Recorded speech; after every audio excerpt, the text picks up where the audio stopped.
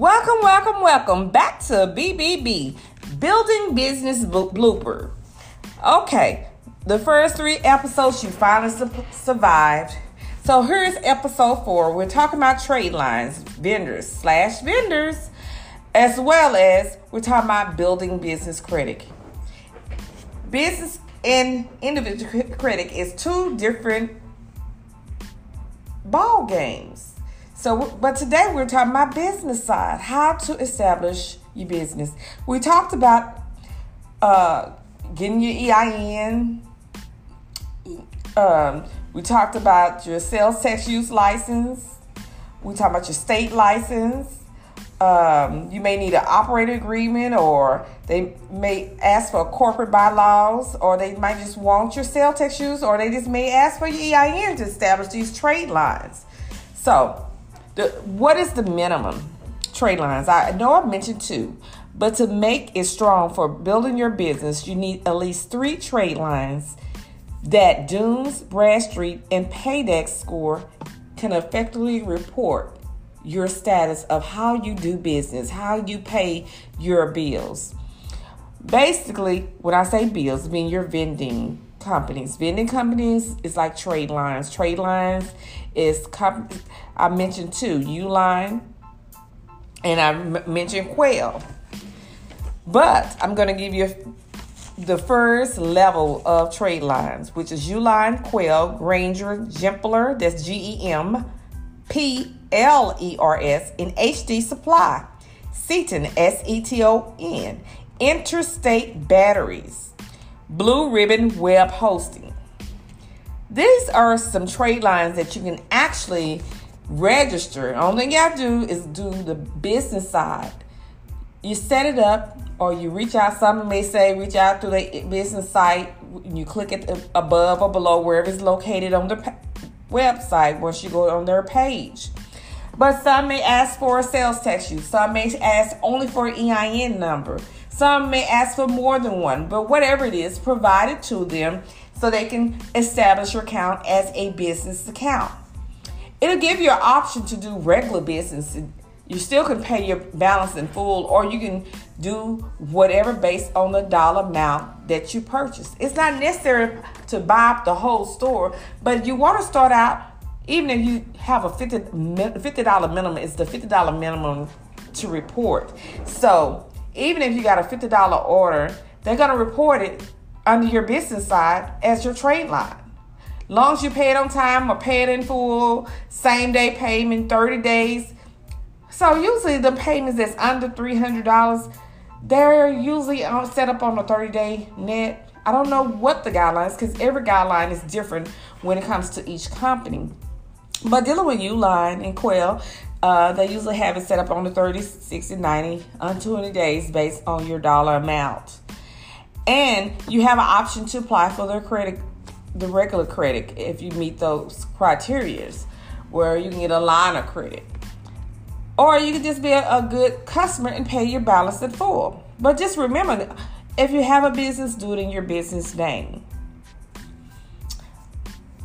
And for the record, creditors are typically suppliers that have delivered goods or service to the business, but the business has not paid the supplier for those goods, and the creditors, and that's just meaning that creditors is nothing but a loan. So what do if you purchase from a wholesale company, but they do not report the information? You have to take the initiative to keep the records of your billing, as well as the business name and information, so you can report it to Dunes and Bradstreet's on your trade line. They allow you to report all your trade lines that you actually have done business with, but these companies, they do not report. You do run across a lot of wholesale companies that do not report to any credit bureau, and you can be an excellent payer. You can just purchase, even if you purchase an item and having it shipped, you can take the initiative to report the trade line so it can benefit your trade line and Paydex score. Because the Paydex score measures part of your payments. And long as you have good reporting and good rapport with these companies, your business credit will get a boost as long as you stay to the terms of the agreement. Wow, that's a mouthful, but it's not that bad. I will cover other tips as well to help you get through this. 4 is building credit.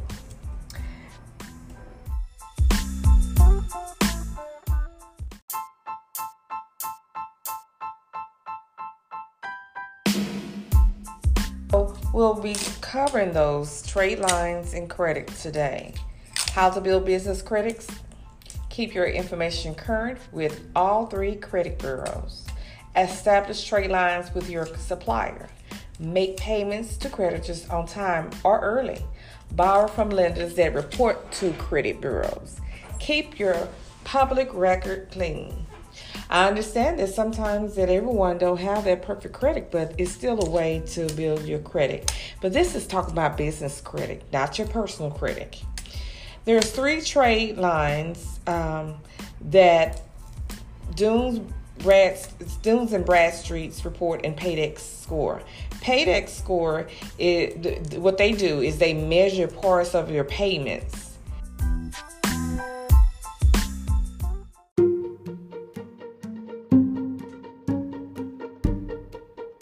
There are other levels of trade lines that I will discuss the brief on. It's the second level of the tier, which deals with Staples, Office Depot, Valerio, Fleet Corp, Citgo, BD, Chevron, any cell service such as Verizon, Sprint, AT&T. All cell phone business do not offer a business plan, but I do know these 3 for sure do offer a business plan. Northern Tubes, as well as Spectrum. Some of your cellular companies, cellular as well as internet, do service business plans. But it's not necessary that they will report to trade lines, so you would have to contact or enter the information as a reference, trade line reference on your Dunes and Bradstreet, so it can be reported to report your payments. The other one, if I didn't say, is Northern Tubes. Then there's other level 3. Is more than one level, but the first 2 is really important to get a mixture. I know I said 3 trade lines, but once you get in business, you'll know that when it comes to your electric, water, gas bill, as well as landline phone, cell phone, those comes hand in hand dealing with your business.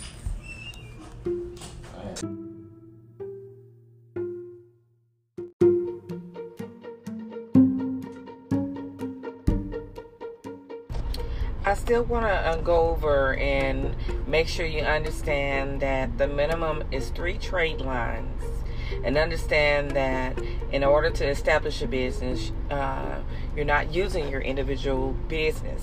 Do not let any company, I don't care what company you go to, I don't care if you're trying to purchase a car, I don't care if you're trying to get a line of credit, do not let them pressure you in thinking that you have to use your social security number. That's not how you establish credit. The only way you're going to establish your business line is through your employee identification number, your sales tax use ID, and any other license depending on what type of business you're in. Like if you're a beauty barber shop or a tattoo shop or healthcare, whatever have a license, some companies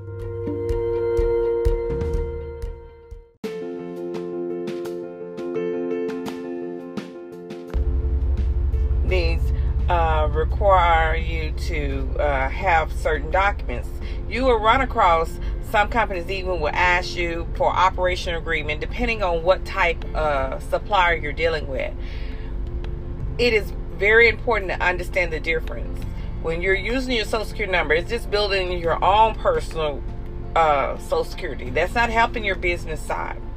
And if you're at a company, you may want to do a little bit more research on where you're at and go to another wholesaler that do business credit. Every company, I don't care how big it is, every company do not do business line of credit.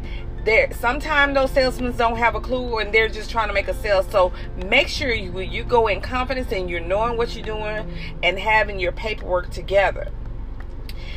I know Ford Motor, they do business vehicles, but if your credit is not up to par, some of them would say in their credit department, well, we need to attach your Social Security number to it. Then it may not be ready for you to get a vehicle. Just go buy another vehicle that you can still put under your business until you meet their credit lines establishment. Some of them will want you to wait 2 years to purchase a vehicle. They'll come with that sideline. Sometimes you may not be dealing with the right representative and they don't have a clue, and they're trying to meet sales. They're not trying to meet your business side. And that's just one establishment. Now, dealing with wholesale companies, some criteria is different. Some may say EIN, that's all you need, and you fill out your address. When you're filling out your address, stop putting your personal name up there. Put your business name. Unless your personal name is the business, is the only time that you need to use your name if your name is the brand. Now, if you have an actual other name for your business, that's what you should do business at all times. You can do care of, but it's not necessary. Sometimes it is best to just stick with your business name, because the bottom line, you're not trying to establish your personal name, you're trying to establish your business credit. These are just some bloopers that do occur. Even though there's different levels, some people would say tiers, there's different levels, and it's good to be able to establish where after your 3, you go to another, where it's gas station, credit card. You might even start getting those after 5 or 6 years. They'll start sending in the mail when you have been reported to Dunes, and they feel like that your gross income is over 100,000. Then you may get different type, or based on your credit history with the business, you might get all kind of loan companies trying to get you in. Do not grab any loan. Make sure that interest rate is low. There's cabbage that's under that line, and there's different others. Everyone not going to meet cabbage, because at the end of the day, some of them say that they help people with problem credit, but if you have bankruptcy, that's not necessary. So you have to go another way. And even if you have issues with and say you've had a bankruptcy or more, or you have student loan issues and stuff like that, the issue is that you're not trying to establish your individual side, even though you need to do work on that on another, side by side. But the main thing is establishing your business credit. Within your business credit, it doesn't have anything to do with your if you're in bankruptcy. The issue is selecting the right vendors that will report to establish the business. Now, if the business is in bankruptcy, that's a different total ballgame. You're still going to have to work hard to prove your stability, your reliability on your business. Every business don't close down completely in the name. Some business that's in bankruptcy still gets to operate. I know we've heard people go in bankruptcy and then they lose everything based on the trustee decision, based on the financial. But there's different levels of bankruptcy that do allow companies still exist with their name, but just managed through the trustee. Even if you're in that situation, you're going to have to follow what the trustees say until you come out of that bankruptcy. And they'll have their own building guidelines through the bankruptcy court. And I'm not a lawyer, but I'm just telling you things that I do know or have read about, I have run across. Now, back to going back through the rules of understanding on establishing credit. I know I didn't talk about banks. You're going to need a bank account. I've heard so many people say they're in business, but they don't have a business bank and a checking account.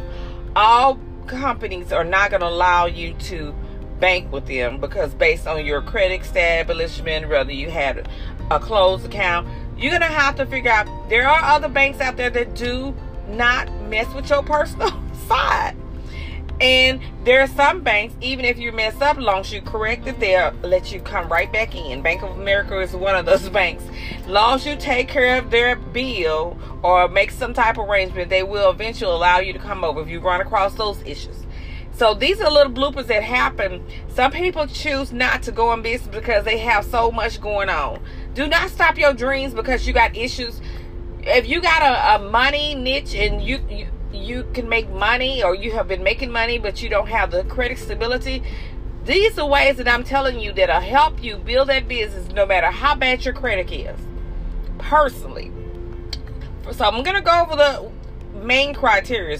Register your business entity. I've mentioned that way in the last 3 episodes. Get an employee identification number. Way in the last 3 episodes, I mentioned that. Open a business banking account. That's the only thing I have not touched bases. There's online business bank account. There's your brick and mortar bank account. If you know a credit union, those are excellent places. They usually have the best lower interest rate, and they do have, most of them have business banking account. You just have to go in or call to set up an appointment. Most banks make you set up an appointment when it comes to business. So you're going to have to schedule time out so you can take care of business. Just because they offer everything don't mean you have to grab everything. If your business not there ready to take credit card yet, pump your brakes and just start managing and learning how to balance the books and the debit and credit cards. Then when your place of employment or your business is earning enough money to take the flow of credit and debit card, then you want to maybe merge over. Now, what I do recommend, because in this day and time, we got a corn shortage, and next it'll be a bill shortage. My recommendations is Square. Square is an excellent place to start your business. They do payroll, they do it all. So even if you just have payroll, or you decide you want to do payroll, or if you want to do online website, they have pretty much a large platform now. Now, you still would need to get a business bank account at the end of the day. They have the merchant service at Square and other vendors, but I'm going to say Square. I know about Bank of America. But you got to make sure your money in a row when you're dealing with these brick and mortars that are private owned, federally funded. Just saying. But if you can find a credit union, that's an excellent decision that will take your business on. But if not, there's online. There's Blue Vine. They have a business checking account. They're a small company. There's other ones. And later on, I'm going to give you a couple of websites that help you manage you and tell you what you need to do, and they will route you right to the right direction of steps where you won't even have to worry if you follow their guidelines. They help you guide you to your business and documenting it. And I'll give you Fundera, Fundera, has a lot of platforms, so you can look at Fundera.com. That's one little tip. So let me get back on pace to let you know again. You want to establish, the fourth thing you want to do, you want to establish a business address and phone number. You can go to Verizon. Sprint, I believe, may have a business, but I do know AT&T. I'm going to stick with AT&T and Verizon. I do know that they have a business account. You can use your EIN to establish your business. You can get your business account. You can get your... Now, Verizon, I do like them, but their price is sometimes a little bit extreme. They have it where they have a landline. They have where you can get your cell phone, iPad. But the good thing I like about them, their business side allow your landline to text and talk. So people can upload, if you're into the business or whatever, they can send you text. So I like how theirs is set up. Their program is set up. They have other products as well. You want, even if you don't choose that and you're just gonna stick with the AT&T, the regular basic service, get the bare minimum, and just get a toll-free number. Get a number that makes sense, or a number that you think that you can remember, or you think a customer can remember. Select something that is gonna make a customer kind of remember your business telephone number, and your address is gonna be depending on you. Whether if you do your business at home, whether if you find a brick and mortar and build from the ground up, whether if you lease from someone, you do need a established business address that your customer can depend, that they can find you there, somewhere that you can place on the website. It is so unprofessional to me, and I've seen a lot of companies do it, but it is so important when you have a website. Have your location where you at, because that's the main thing the customer is going to look. They're going to look on Google, Bing, Yahoo. They're looking for your business address and telephone number where they can get in contact with you. So a lot of times you're missing money because you failed to establish a business address and phone number. If you don't want to talk to people, let it go to voicemail at least. Set up a voicemail that you can turn back around when you feel comfortable enough to communicate, or find someone that can communicate with your business effectively. Because believe it or not, phone is not everybody. Everybody can't do phone now. Everybody can't do customer service. So you want to bring in customers. So you will need someone that, no matter what craziness come out of a client's mouth, you want to have someone answering that phone that's going to talk with intelligence and integrity, no matter how wrong the customer may be. Customers, they say, are always right, but they're not in some circumstances. Sometimes they're rude, but you're going to have to still put that smile on your face. You're going to have it in your voice. And then once you hang up the phone, you can vent all you want. Just don't do it around the clients. Those are just little tips. 5, apply for a business dues number. We've already discussed that through 1 through 3. It's so important. This is what's going to set your business out separate from other people that has not done it. Open a trade lines with your suppliers. Now I'm going to go over this, even though we're talking about this. Open your trade lines. This episode is going to be a little longer because I'm going to talk about these trade lines, which are the same thing as vendors. These are suppliers, people you go to. You can go to a vendor or a supplier. Say you found this company online, or they send it out. Some of them may require you to ask you why you want to use their business. These are some questions, and these are the ones that they're still filling their business as well. It's not to say that they're not a good company, but they're not going to just write out, give it to you simple, where you sign your email address, name, telephone number, and send them the EIN or the sales tax use. They're not going to just give you the account with them. So some of them are a little bit more complex. They wanted you to do a small summary about yourself, about your business. What type of business you have? How's your business benefiting using their products? How are you gonna sell your products? Some of them don't want you to do on the internet. So that's another thing you want to make sure. Are you with a vendor that is not going to mind that you go outside the scope? Because sometime in business, you can't sit there thinking that everybody going to walk through the door or everybody going to call you. You're going to have to go out and beyond.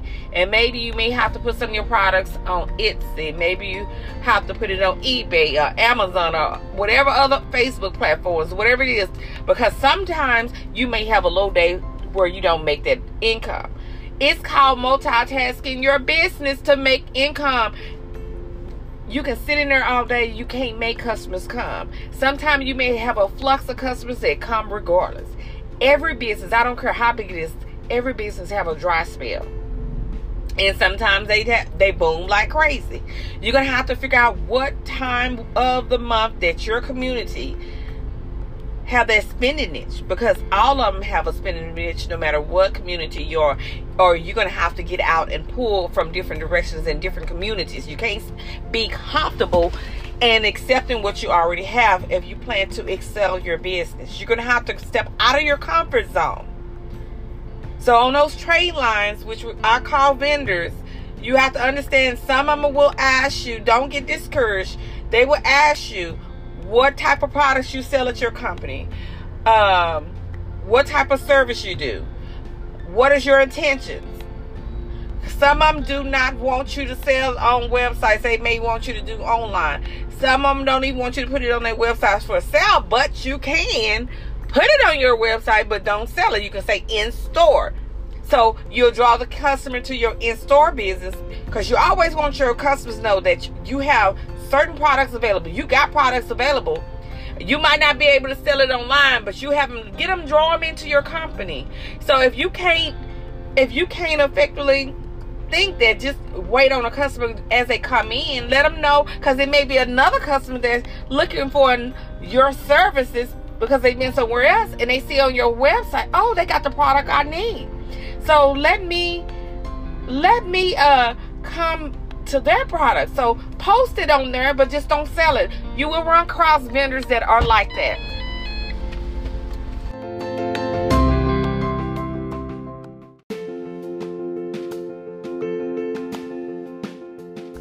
Number 7, get a business credit card or a business line of credit.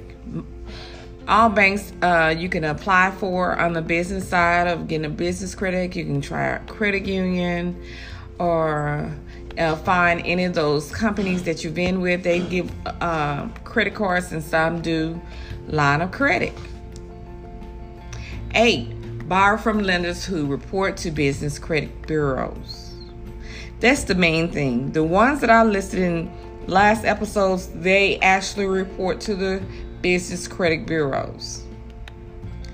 Number 9, keep business information current with the bureaus. It is your responsibility to make sure that your name of the business, the address, the website address, the email, your business telephone number, fax number, whatever it is that links to your business, make sure it is current and accurate, because sometimes when filling out applications from different vendors, numbers and address get transposed, names get incorrectly spelled. But it's your responsibility to correct it, so make sure that you update your information with the bureaus, because it can impact your credit, because they'll think it's someone else's business. They need to know your business name. They can assume that that part of that business is someone else's because it doesn't match with the current information. So it is a must, and it helps narrow down identity theft. Just eliminating unnecessary information that does not need to be tied to your business credit. Number 10. Pay all your business bills and loans back on time. That is the final thing that you need to make sure when it comes to business. Paying all your business bills and loans back on time. And if you cannot, always call and make arrangements, no matter how stressed you may get, no matter how disgusted. Remember, whoever you're calling, they're just working there. So if you don't get along with the first representative, you can always call back in, and maybe you'll get someone that is more professional, that's willing to hear your side, or ask to speak to a supervisor. Work it out before it goes to collection. So please pay all your business bills and loan back on time. And if you cannot, make arrangements. NerdWallet is another website. It's nerdwallet.com. That's NERDWALLET. That's your final tip for today. And I thank you for listening to BBB. Thanks so much for listening to BBB.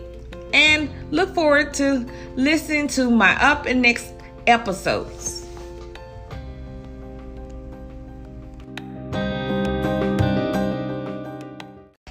Hey, what's up? This is episode 5, Beginner's Business Bloopers, BBB. Hopefully you've already reviewed most of my episodes, but today we're going to talk about status. Oh, you wonder where the bloopers is. It's so many bloopers in the business industry, believe it or not. Things that you least expected, how to turn your bloopers into success. Things that we think that's not important. It's very important in being recognized in your status of your business. Remember, I talked about your first year. That first year is very important by making sure that you pay your bills on time, make sure you establish your credit, and roll it up to the second year. So in your second year, you should be doing the same thing that you did in your first year. But let's talk a little bit more in depth about business. What is the gross amount? What is the time frame? Now, the catch is, you're trying to figure out why I'm not getting anywhere. I'm having problems getting where I need to be. Well, believe it or not, even though you're a small business and you can find very few small companies that would help you, but there's a cost with it. You have to watch the interest rate, and you have to end up in the right banking institution to get the perfect guidance. But what are they looking for in a loan? What are they looking to establish me more credit? What are they looking for to give me more trade lines? Believe it or not, it's your monthly and your annual gross and the net amount afterwards. They won't tell you, but the year is a must as well. You can find some lenders that will work with people with under 3 years, but really they looking for that $10,000 a month income. $10,000 net, not the gross amount. But it's good if you're doing gross, but just don't let your net be way below the level where they can't see any profits. And the time frame is anywhere from 3 to 6 years for your business. They want to see this income fluctuate. And they'll say the first 6 months. They may even ask you, well, give me your last 3 months of your business and we can get you approved. Stability, consistent. They want to see $10,000 each month. Nothing less than $2,000 under that amount. Those are bloopers that they never discuss. So trying to rise above the small business is a challenge, but it can be done. There are some companies will work with lower gross amounts and time frames, but be aware of the interest rates you're being charged. Find out and make sure you read the fine print. BBB, Beginner's Business Bloopers. Your 1 to 2 years of stability is so important. Quality service, quality products. BBB. And this time I'm talking about the Better Business Bureau, which was founded in 1912, and it's a nonprofit organization, and their revenue is about $215 million. CEO Stephen A. Cox. Their basis is to be wise, giving, and alliance. So basically, they try to focus on your 2 years of being in business. Believe it or not, your credit history, as well as your ratings and reviews. So I know a lot of you all just drop the ball game and you don't care what the customers say about you and stuff like that.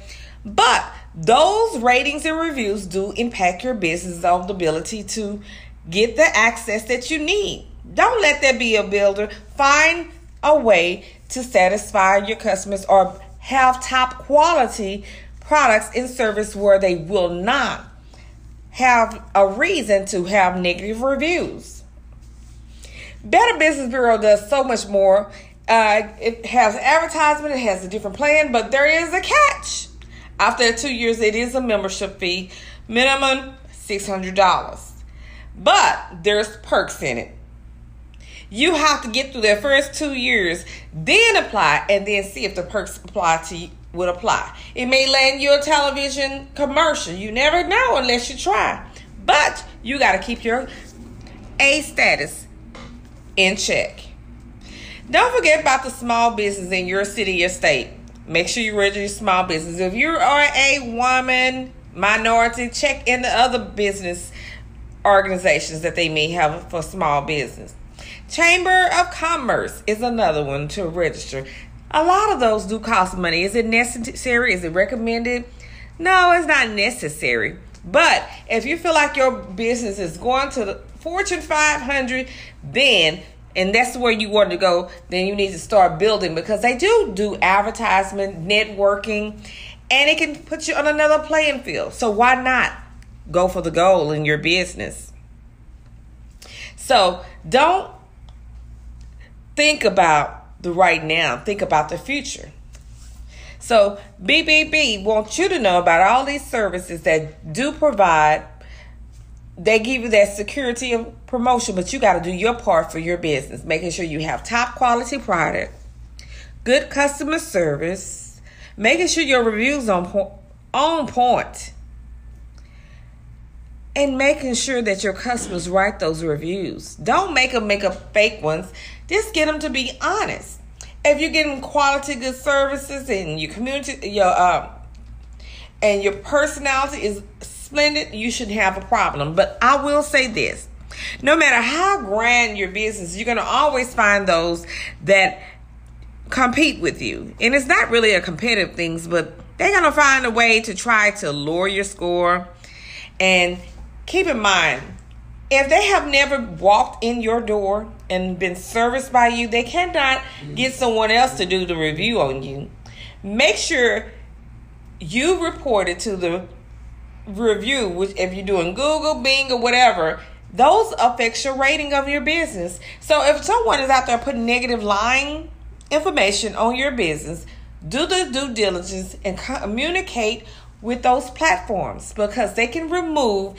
If you have facts that this person has never been serviced, believe it or not, there are some dog people out here, and they'll do anything to destroy you when you're on the rise. But don't you get in that habit. You just keep doing what you do best and making your business a success. That's part of being BBB.